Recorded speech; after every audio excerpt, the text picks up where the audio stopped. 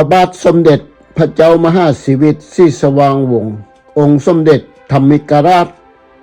ภาคที่16และจากนั้นบางส่วนของพวกเขาได้กลายเป็นยังใกล้ชิดกับกลุ่มหรือครอบครัวของเราโดยเฉพาะตัวอย่างเจ้าหน้าที่ฝรั่งเศสท่านพิสตันได้แต่งงานกับลูกสาวของเจ้าชายเพชรราชเจ้าหญิงจันทร์ในขณะที่สาวฝรั่งเศสอีกคนหนึ่งคือพ่อค้าแม่ค้าอยู่แข้งร่วงพระบางเฮ็ดเวียกอย่างใกล้ชิดกับเจ้าฟ้าสายศรีสว่างวัฒนาคนอื่นๆได้ใกล้กับเจ้าสายบุญอุ้มณจำปาสักพวกเขาเจ้าอยู่ในตำแหน่งที่มักจะมีอิทธิพลต่อความคิดเห็น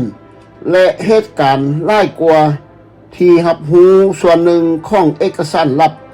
เต็มขึ้นโดยอิเล็กซ์เพียตานโตนีสำหรับการยกย่องอย่างได้ทึกผลิตขึ้นโดยพญากระต่ายโดนสสริตในการพิมพ์เผยแพร่การเรียกร้องที่บ่มีหลักฐานที่เฮ็ดอยู่นั้น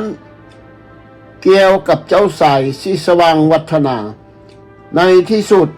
ก็เว้าถึงเกินความจริงตัวแทนเป็นเรื่องปกติในหมู่ฝ่ายตรงกันข้ามทางการเมืองซึ่งทุกครั้งแม้แต่ความแตกต่างที่น้อยที่สุดก็ยังสูงเกินความจริงไปสู่ความแตกต่างที่สำคัญท่ามกลางความฮ้อนแหงของในมุมมองทางยุทธศาสตร์และยุทธวิธีของเรานั้นแตกต่างกันโดยราชวงศ์ร่วงพระบางเบิ่งเห็นการเปลี่ยนแปลงเป็นเอกราชในรอบเวลาหลายปี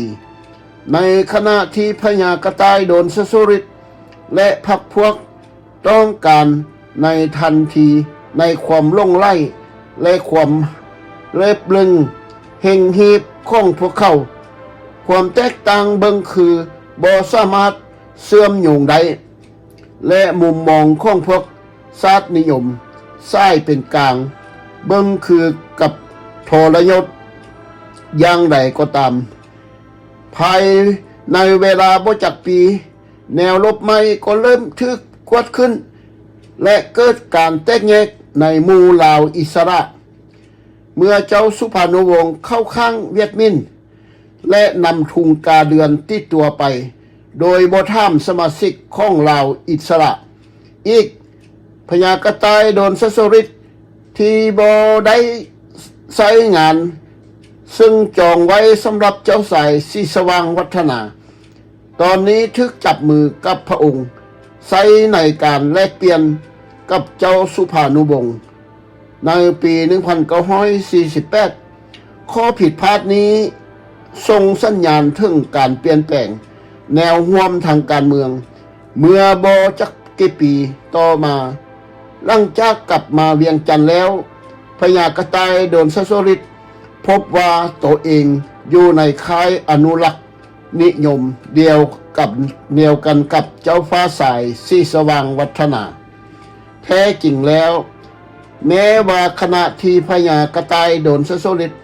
โจมตีเจ้าฟ้าสายศรีสว่างวัฒนาในสื่อสารเสรีและสื่อสารเหล่าใหญ่สิ่งพิมพ์ต่างๆของลาวอิสระในช่วงปี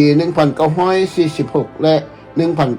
1947 ทัศนะของพวกเขาก็ใกล้เคียงกันในบางอย่างหลายกว่าพญากระต่ายโดนสสริตจะตระหนักในขณะที่ท่านได้วิพากษ์วิจารณ์เจ้าฟ้าสายศรีสว่างวัฒนาว่าอยู่ภายใต้การควบคุมของฝรั่งเศสและดังนั้นจึงขี้อายเกินไปในการเจรจากับไทยสยามข้อเท็จจริงในเดือนกันยาปี 1946 พระองค์และเจ้าสายโมนีเดชแห่งกัมพูชาเคยเป็นนามาทำการทาบทามชาวอเมริกันตามรายงานของสถานทูตที่กรุงปารีสเจ้าสายซ่องพระองค์ ต่างก็ทูลวิ่งวอนให้ประเทศของตนกอบกู้ดินแดนที่ยึดครองโดยสยามในปี 1941 และแสดงความประหลาดใจที่สหรัฐบ่ดำเนินการเพื่อยืนการให้ดินแดนเหล่านี้ถูกยึดคืนโดยท่านผู้ฟังที่เคารพพี่น้องลูกหลานลาวผู้เกิดใหม่ใหญ่หลุนที่รับทราบท่านได้ฟังและท่านได้เห็นอยู่นี้หูปันของพระเจ้าศรีสว่างวงศ์ธรรมิกราชในอุทยานหน้าวัดศรีเมืองกำแพงนครหลวงเวียงจันทน์ในช่วงปี 1990 มีผู้คนที่ยังจงรักภักดีในคุณงามความดีของส่วนพระองค์ในประวัติศาสตร์ที่ผ่านมาและยังได้วางซอดอกไม้ที่ท่านของพระบรมรูปปันอีกเทื่อหนึ่งในวันสำคัญของสักการะบูชากราบไหว้พิธีอัญเชิญพระบรมรูปสมเด็จพระเจ้าฟ้าศรีสว่างวงศ์ธรรมิกราชเวลา 9:05 นาทีในวันที่2 มกราคม 1972 ได้มีพระราชพิธีอัญเชิญพระบรมรูปของสมเด็จเจ้าฟ้าศรีสว่างวงศ์แห่งราชอาณาจักรลาวองค์กรบริเวณทางแยกด้านหน้าของวัดศรีเมืองโดยมีสมเด็จพระบรมโอษาธิราชราชกุมารีเลขาธิการพระราชวังหลวงและหัวหน้าสำนักพระราชวังหลวงเสด็จมาเป็นประธานพิธีวางศิลาฤกษ์ของสมเด็จเจ้าฟ้าศรีสว่างวงศ์ธรรมิกราชเวลา 9:05 นาทีตอนเช้าของวันที่2 มกราคม 1973 ได้มีพิธีเฉลิมฉลองรูปปั้นของเจ้าฟ้าศรีสว่างวงศ์เจ้ามหาชีวิตแห่งราชอาณาจักรลาวอยู่ทางแยกต่อหน้าวัดศรีเมืองโดยมีสมเด็จพระบรมเจ้าฟ้าศรีสว่างวัฒนาเลขานุการสำนักพระราชวังและอธิบดีกรมพิธีการทูต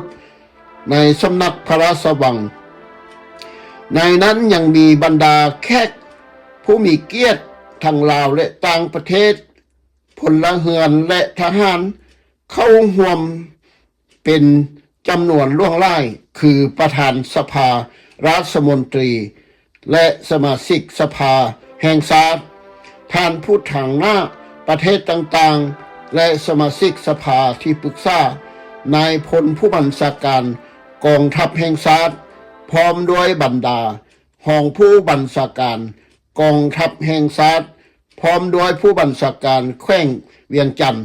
ทหารบกและพลนายพลทหารอื่นๆอยู่ในนครหลวงเวียงจันทน์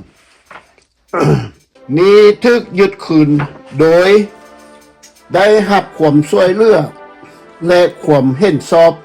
จากญี่ปุ่นเป็นเครื่องชี้ให้เห็นถึงพระราชดำรัสอันหอบครอบเงือบที่พระเจ้าศรีสว่างวัฒนาทรงดำเนินตลอด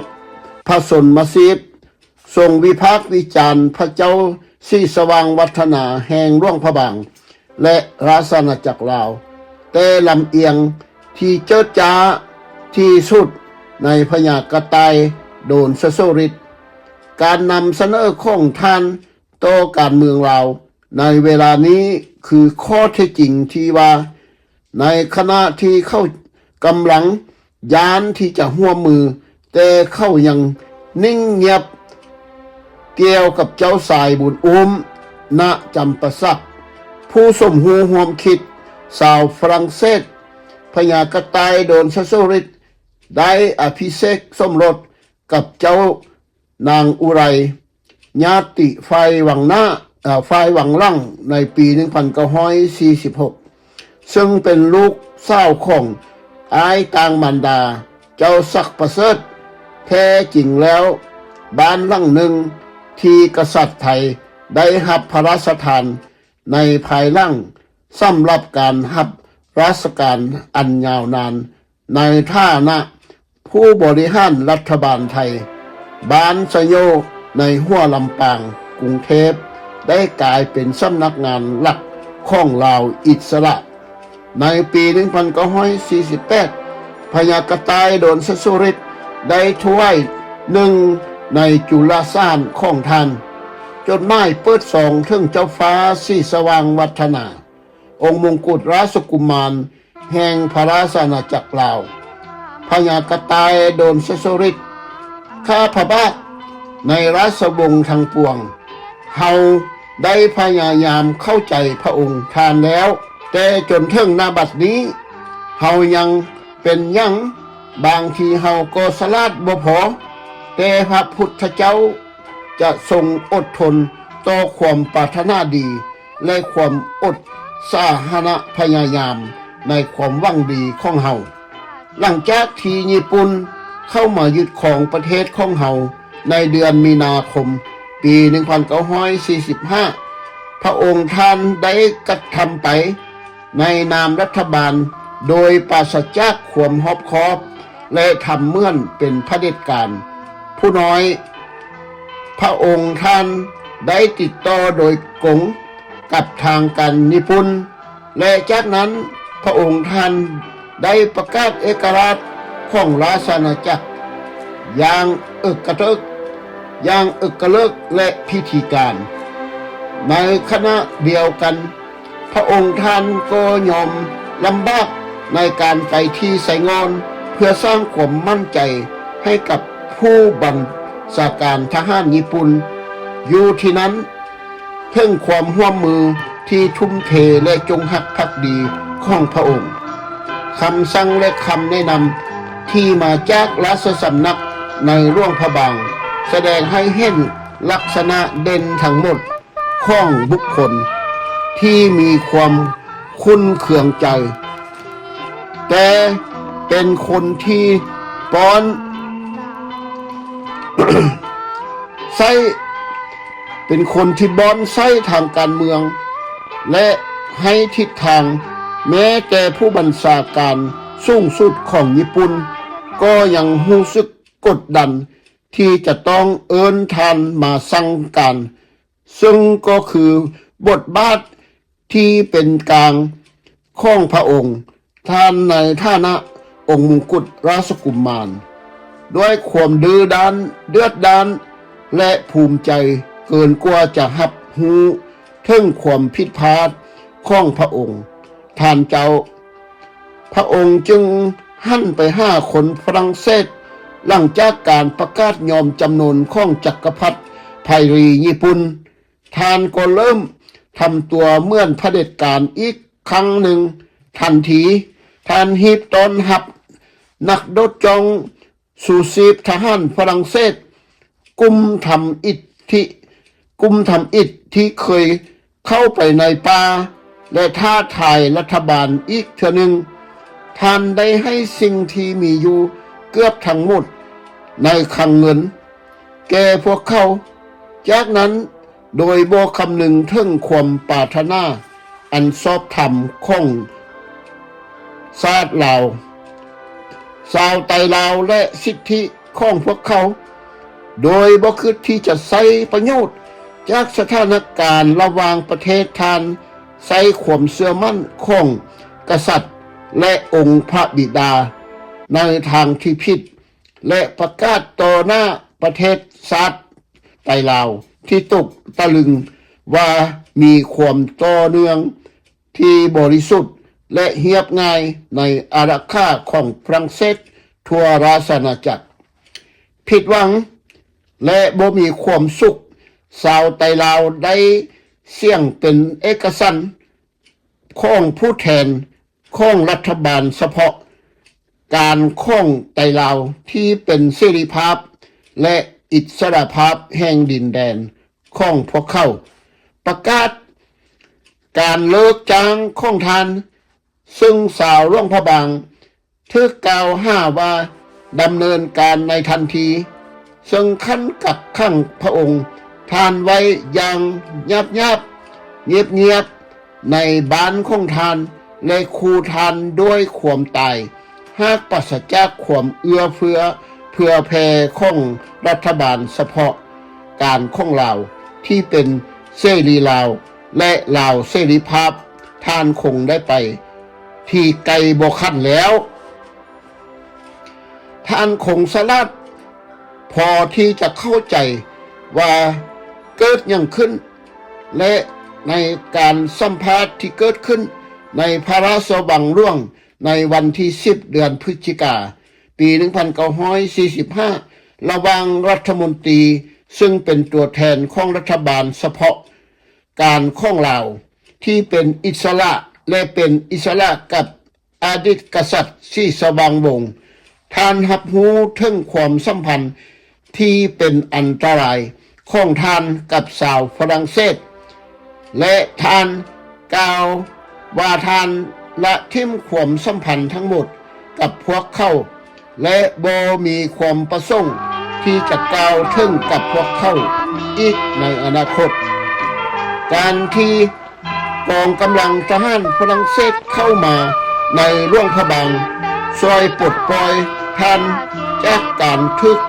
จองจำมีไพ่คิดว่าการมีความคิดเวลาคิดและตรวจสอบความรู้สึกผิดชอบชั่วดีของพระองค์ท่านและตึกตองทัศนคติที่ดีต่อผู้คนแต่ความเย่อหยิ่งของท่านนั้นยิ่งใหญ่เกินไปและความสามารถของท่านก็อ่อนแอเกินไปแม้ว่าพวกเขาต้องการที่จะแสดงความขอบใจต่อพระองค์ท่านแต่จักรพรรดินิยมฝรั่งเศสก็ตระหนักรู้ดีว่าพระองค์ท่านบ่มีความนับถือในหมู่ชนลาวชาวไตลาวดังนั้นพวกเขาจึงตัดสินใจแยกพระองค์ท่านออกจากประเทศในที่สุดดังนั้นภายใต้ข้ออ้างว่าท่านมีส่วนร่วมในงานของคณะกรรมาธิการประนอมข้อพิพาทระหว่างฝรั่งเศสไทยสยามพวกเขาจึงทิ้มท่านให้อยู่ในบังคับพำนักในฝรั่งเศสตามข่าวลือที่รายงานให้เฮาทราบก่อนที่ท่านจะเสด็จจากหลวงพระบางเจ้าฟ้าหญิงคำพุ้ยศรีสว่างวัฒนาส่งห้องให้ด้วยน้ำตาแห่งความอาลัยอาวรณ์ที่ต้องจากเมืองหลวงพระบางและผู้ซีต้องประเสริฐหน้ากับอนาคตที่บ่แน่นอนรออยู่นอกประเทศราชอาณาจักรลาวความกตัญญูของท่านได้นำพาท่านไปสู่การประสุมปฏิบัติการจุดเปลี่ยนและอยู่ห่างจากการโฆษณาสวนเสือในทางลบของจิตใจที่เกียจสั่งของพวกแนวลาวอิสระเฮามีสิทธิพิเศษสิ่งที่เกิดขึ้นน่าจะเป็นบท